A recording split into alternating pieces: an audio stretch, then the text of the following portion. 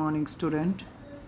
आज हम विश्व इतिहास के प्राचीन विश्व इतिहास से संबंधित कुछ महत्वपूर्ण प्रश्न उत्तर हैं जो एमडी यूनिवर्सिटी में BA final year 5th semester की फर्स्ट यूनिट से रिलेटेड हैं। तो सबसे पहले क्वेश्चन पूछा जाता है, जैसे प्रागैतिहासिक काल क्या होता है? जिस काल के मनुष्य के तथ्यपूर्ण जानकारी हमें नहीं मिलती, मतलब लिखित अवशेष हमें प्राप्त नहीं होते और उसकी जानकारी हमें पुरातात्विक स्रोत जो खुदाई के माध्यम से जो स्रोत मिले हैं उससे होती है भाई। उसके बाद नेक्स्ट क्वेश्चन है होमो हैबिलिस। होमो हैबिलिस ये मानव है भाई उस टाइम पीरियड का, और वो मानव है जिसने सबसे पहले पत्थर के औजार बनाना सीखा था। होमो इरेक्टस जो सीधा खड़ा होकर के चलने वाला मानव था उसको कहा जाता है होमो स्पेंसियस। जो पूर्ण विकसित आधुनिक मानव था उसको होमो स्पेंसियस कहा जाता था। फिर है रेडियो कार्बन डेटिंग विधि। C14 विधि क्या थी, और ये विधि क्या है, किसी भी जीव कितना पुराना है उसमें हर जीव में क्या होता है C14 होता है, तो उसके आधार पर उसकी एज का पता लगाया जाता है। कालक्रम का कंकालों का के कालक्रम का पता इससे लगाया जाता है C14 से। और अमेरिका का विद्वान था जिसने इसकी खोज की थी, विलियर्ड लिबी उसका नाम था। फिर उसके बाद है भीमबेटका। ये इम्पोर्टेंट है भाई, विलियर्ड लिबी अमेरिका का ये रहने वाला है और ये आपके बड़े लेवल के एग्जाम में पूछा जाता है। फिर है भीमबेटका, ये भारत में स्थित है भाई, मध्य प्रदेश में स्थित है। और सर्वप्रथम चित्रकारी के साक्ष्य यहाँ से मिले, ये बहुत बार कंपटीशन में पूछा जाता है और 2 नंबर में भी आ जाता है भाई। तो ये भीमबेटका से प्राप्त हुए और नवपाषाणकालीन बस्तियों के साक्ष्य भी यहाँ से मिले हैं। फिर है मेजोलिथिक एज, यहाँ पर मेजोलिथिक है भाई, ये मध्य पाषाण काल है भाई, और इसमें माइक्रोलिथ औजारों का प्रयोग किया जाता था भाई। माइक्रोलिथ यहाँ सूक्ष्म पाषाण औजार हमें प्राप्त हुए हैं जो 1 से 8 सेंटीमीटर के थे, और मध्य पाषाण काल में ये लघु उपकरण प्रयोग किए गए थे भाई। फिर उसके बाद है मेहरगढ़, ये बलूचिस्तान पाकिस्तान में स्थित है भाई। और जब हम भारत की बात करते हैं तो भारत में अगर हम कहें कृषि के सर्वप्रथम अवशेष कहाँ से मिले तो मेहरगढ़ से मिले, और ये भारत में 7000 ईस्वी पूर्व में प्राप्त हुए हैं। इसके अलावा अगर हम बात करें तो विश्व में मेहरगढ़ के अलावा सीरिया से मिले हैं और फिलिस्तीन से हमें प्राप्त हुए हैं भाई। तो 2 क्षेत्र और हैं इसके अलावा, फिलिस्तीन और सीरिया। तो यहाँ से भी हमें सर्वप्रथम कृषि के साक्ष्य मिले हैं। रोटी की टोकरी भी यहाँ इसको कह करके पुकारा जाता है।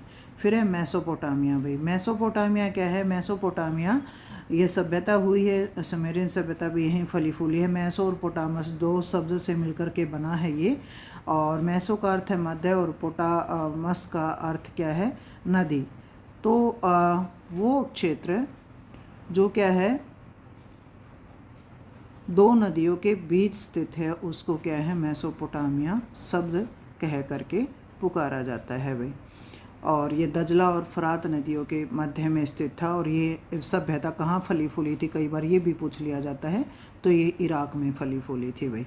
उसके बाद है सुलगी और दूंगी। देखिए हर क्वेश्चन के साथ जो पेपर में आया हुआ है उसके साथ पे भी आपको देखने को मिलेगा, मतलब 2 नंबर के हिसाब से बीए के पेपर में जो आया हुआ है, वैसे भी इंपॉर्टेंट है कंपटीशन के हिसाब से। सुलगी या दूंगी कौन था भी? ये सुमेरियन सभ्यता में उर नगर के तृतीय राजवंश का प्रमुख शासक था, और उसने अनेक मंदिरों का निर्माण करवाया था। विधि संहिता का निर्माण इसके द्वारा किया गया था।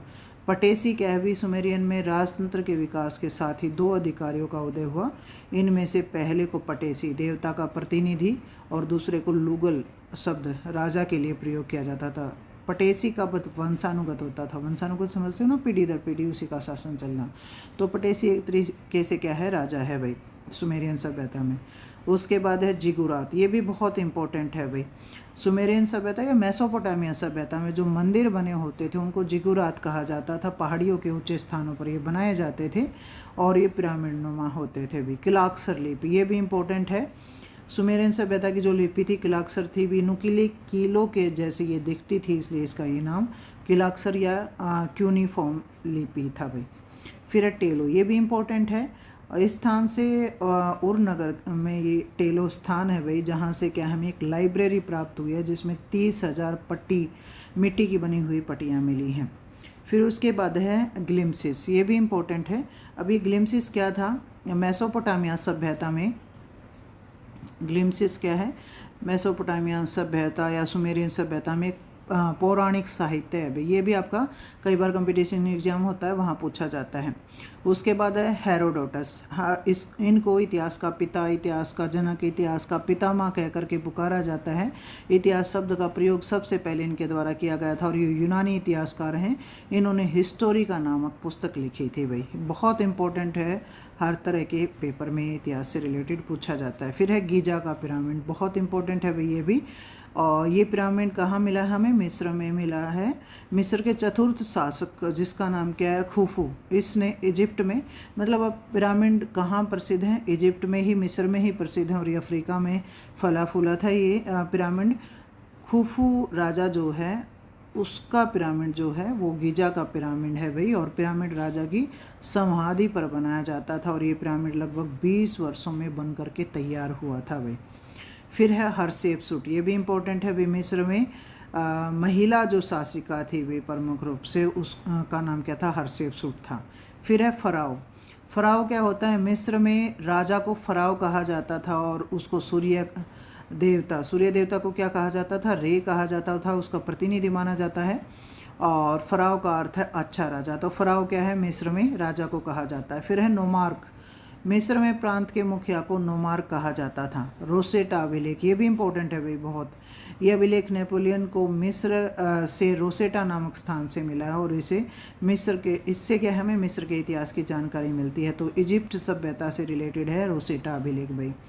मृतकों की पुस्तक, बुक्स ऑफ डेड्स, ये भी बहुत इंपॉर्टेंट है। मिस्र में मृतक संस्कार की जानकारी इससे प्राप्त होती है। प्राचीन मिस्र में धर्म कैसा था, मरणोत्तर जीवन की अवधारणा के बारे में भी इसमें पता चलता है अभी। उसके बाद हम नेक्स्ट बात करते हैं मोहनजोदड़ो की। अब मोहनजोदड़ो के बारे में बताएं तो हमें पता है हड़प्पा सभ्यता से संबंधित स्थल है और इसका अर्थ क्या है? मृतकों का टीला। ये माना जाता है कि ये नगर 7 बार बसा था, 7 बार ही उजड़ा था और हड़प्पाकालीन स्थल है जो सिंध प्रांत में पाकिस्तान में लारकाना ज़िले में सिंधु नदी के तट पर स्थित है। और 1922 में R.D. बनर्जी, राखल दास बनर्जी के द्वारा इसकी खोज की गई थी भाई। फिर है हड़प्पा सभ्यता के पतन के कारण बताइए। तो प्रमुख रूप से कारण हमें बताने हैं, जैसे अगर हम 2 बताएं तो एक तो क्या है? आर्यों का आक्रमण हुआ, दूसरा क्या है? बाढ़ के कारण हड़प्पा सभ्यता का पतन हुआ होगा। फिर उसके बाद है नवपाषाण काल का समय बताइए। ये 12,000 से 2,000, कई बार 12,000 से 4,000 भी मिल जाता है, तो अलग अलग इतिहासकार अपने हिसाब से इसका समय बताते हैं भाई। फिर मिस्र की सभ्यता को किस नदी की देन माना जाता है? तो नील नदी की देन। नील नदी के आसपास ये सभ्यता फली फूली थी इसलिए। सुमेर की सभ्यता का जन्म किस घाटी में हुआ था? दजला और फरात नदी, मतलब मेसोपोटामिया वही, तो उसके आसपास ही तो फली फूली थी ये सभ्यता, दजला फरात नदी घाटी में। किस काल में आग का आविष्कार हुआ था? तो पूरा पाषाण काल में क्या हुआ था? आग का आविष्कार हुआ था। ये इंपॉर्टेंट है भाई, कई बार ये पूछ लिए जाते हैं ऐसे ऐसे चीज़ें।